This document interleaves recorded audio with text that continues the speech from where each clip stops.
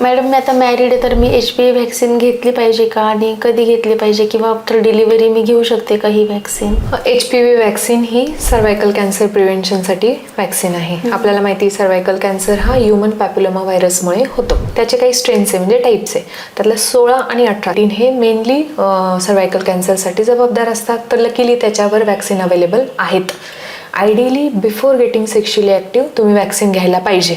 परंतु चल आता तू नाही घेतली आणि ऑलरेडी तुझं लग्न झालंय तरी तू अप टू 26 इयर्सपर्यंत ऑफिशियली इंडियन व्हॅक्सिन हे घेऊ शकते. आणि ह्याचे ना वेगवेगळे ब्रँडमध्ये येतात. गार्डासिल 9 म्हणून एक व्हॅक्सिन आहे.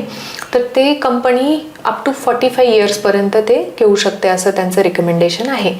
पण सेक्शुअली ॲक्टिव्ह झाल्यानंतर HPV व्हायरसचं जर ऑलरेडी एक्सपोजर झालेलं असेल तर सर्वायकल कॅन्सर प्रिव्हेन्शनचा इफेक्टिव्हनेस हा व्हॅक्सिनचा कमी होतो. म्हणून ideally before sexual exposure vaccine घेतलेलं चांगलं. पण ठीक आहे, नाही घेतलंय तर ॲटलिस्ट 26 इयर्सपर्यंत तुम्ही इंडियन व्हॅक्सिन घेऊ शकता. आणि जे गार्डासिल 9 आहे तर ते 45 इयर्सपर्यंत तुम्ही घेऊ शकता. ओके.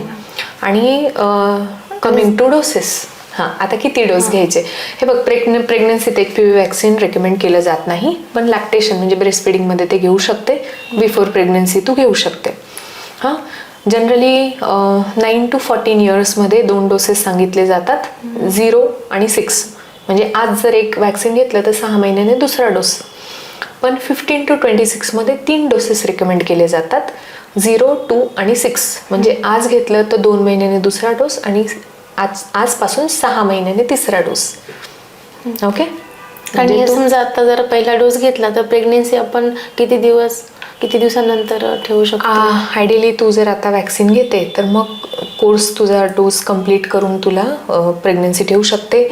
पण जर मध्येच प्रेग्नन्सी राहिली तर ती टर्मिनेट करायची गरज नाही. बस तुला नेक्स्ट जो डोस राहील तो स्किप करावा लागेल. ओके मॅम, ठीक आहे. थँक्यू.